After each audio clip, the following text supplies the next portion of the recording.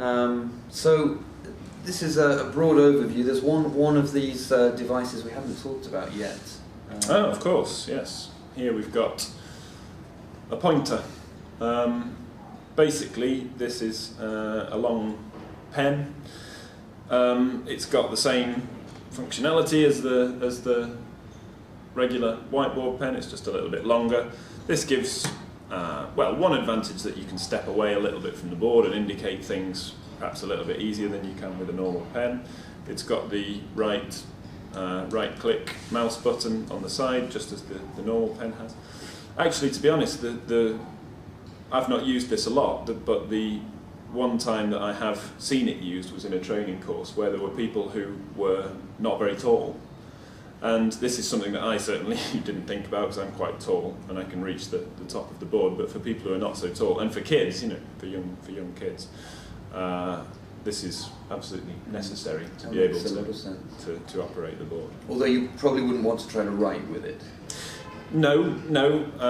Yeah, obviously it's a lot easier to write with a pen like this one. But yeah, I think it's useful for people who can't reach the top edges of the board.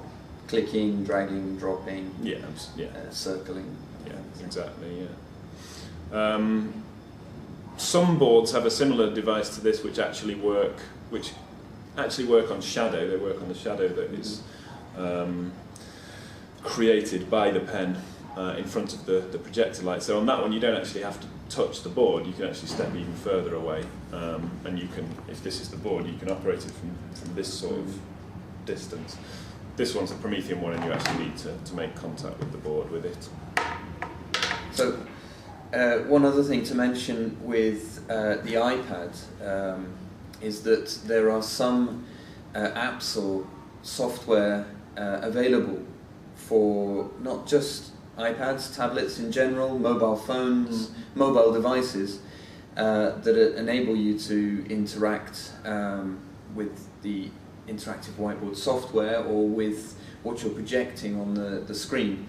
One example is Socrative, who have apps, but you can access it through the internet, through your mobile phone, and it operates basically the same as the ActiVote idea. You can pose questions and have answers from the class come back. That particular one is free. Actually, it's free software. And what was the name of that app? That one was Socrative is the name, and I've used it. It works very well. It works very well.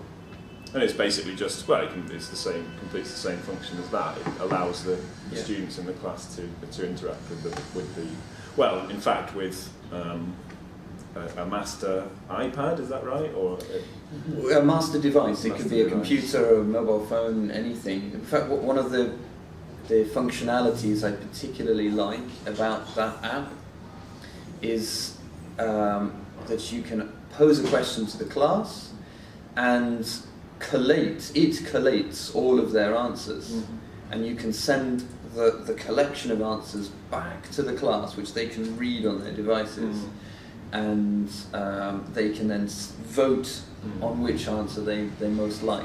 Of course, they all have to have their own device. That's right, yeah. Or you have to have a collection which you can then share out. Yeah. So we've seen a fairly good representation of the kind of peripheral devices, and I think in summary what they allow you to do is interact with the software or the board in a different way, not just up at the front, and they can allow you certain freedoms. You can move around the classroom.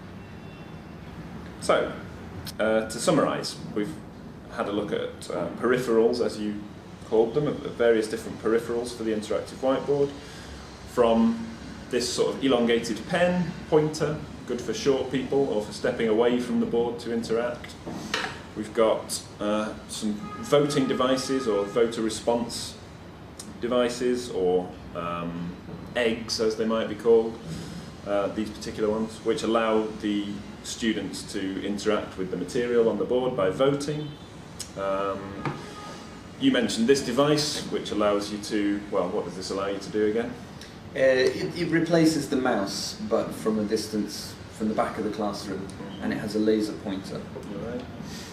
And then we've got sort of 3 different ways that you can interact with the board using tablets, or this one's called the slate, whereby you can it replaces the surface of the board. Basically, you can write on the device that you've got in your hand, or you can interact with the device that you've got in your hand rather than the whiteboard screen.